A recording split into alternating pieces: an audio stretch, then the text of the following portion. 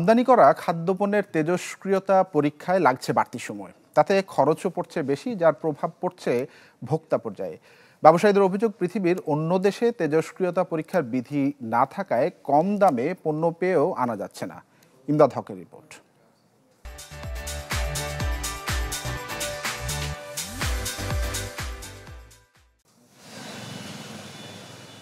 সরকারের আমদানি নীতিতে বাধ্যতামূলক খাদ্যপণ্যের তেজস্ক্রিয়তা পরীক্ষা। তবে বন্দরে চালান পৌঁছার পর প্রতিটি পরীক্ষার খরচ পড়ে ৫,০০০ টাকা থেকে ১ লাখ পর্যন্ত। পরমাণু শক্তি কমিশনের সনদ পেতে সময় লেগে যায় সর্বোচ্চ ৩ সপ্তাহ পর্যন্ত। আমদানিকারকদের অভিযোগ, উৎপাদকদের কাছ থেকে কম সময়ে পণ্য মিললেও ঠিক সময়ে বাজারজাত করা যায় না তেজস্ক্রিয়তা যাচাই জটিলতায়। আমরা তো ভালো রেট পেলাম কোনো একটা সাপ্লায়ারের কাছ থেকে, যেই বলি যে তেজস্ক্রিয়া টেস্ট করে দিতে হবে, তখন তারা ব্যাক আউট করে বলে না, এগুলা কোনো কোথায় হয় না, এগুলো অনেক এক্সপেন্সিভ, এটা হয় না। এবং আমরা যখন দেখি যে তেজস্ক্রিয়া করার পরে যে কোটেশন দেয় আমাদেরকে যে এটা আর ভায়াবল হয় না আমাদের, তো এইভাবে আমরা অনেক কিছু হারাচ্ছি।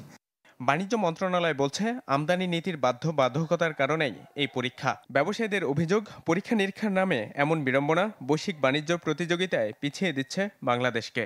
যে খাদ্যপণ্যগুলো আপনাকে radioactive test, BSTI test, BCSR test, এই টেস্টগুলো কমপ্লিট করতে হবে প্রযোজ্য ক্ষেত্রে। এখন বিশেষ করে যদি আমি তেজস্ক্রিয়তা পরীক্ষার ক্ষেত্রে বলি, যেটা অলরেডি টেস্ট হয়েছে এক্সপোর্টিং মার্কেট থেকে, সেখানে যদি ক্লিয়ারেন্স থাকে তাহলে আমি সেকেন্ড টাইম টেস্ট করার আমি মনে করি দরকার নেই। এবং দরকার নেই যে কারণটা বললাম, যে খরচ, অ্যাট দ্য সেম টাইম হচ্ছে যে আমাদের এই লম্বা সময়ে টেস্টের জন্য যে প্রোডাক্টটা রিলিজ করার জন্য ওয়েট করছে, এর ফলে হয় কি যে আমাদের আননেসেসারি ডিটেনশন কস্ট হচ্ছে। গেল ২ দশকে কোনো পণ্যেই মেলেনি বাড়তি তেজস্ক্রিয়তা, তাই কড়াকড়ি শিথিলে উদ্যোগ নিয়েছে অন্তর্বর্তী সরকার।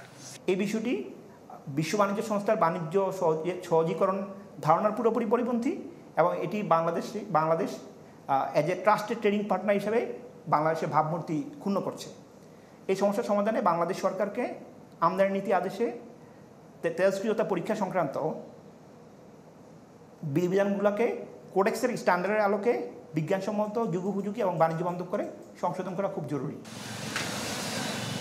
২০১১ সালের ফুকুশিমা পারমাণবিক দুর্ঘটনার পর খাদ্যপণ্যে তেজস্ক্রিয় আইসোটোপ পরীক্ষা বাধ্যতামূলক করে বাণিজ্য মন্ত্রণালয়।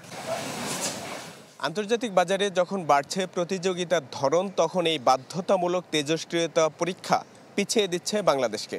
সেই সাথে খরচ বাড়ছে দেশের সাধারণ ভোক্তাদের। ইমদাদ হক, চ্যানেল 24, ঢাকা।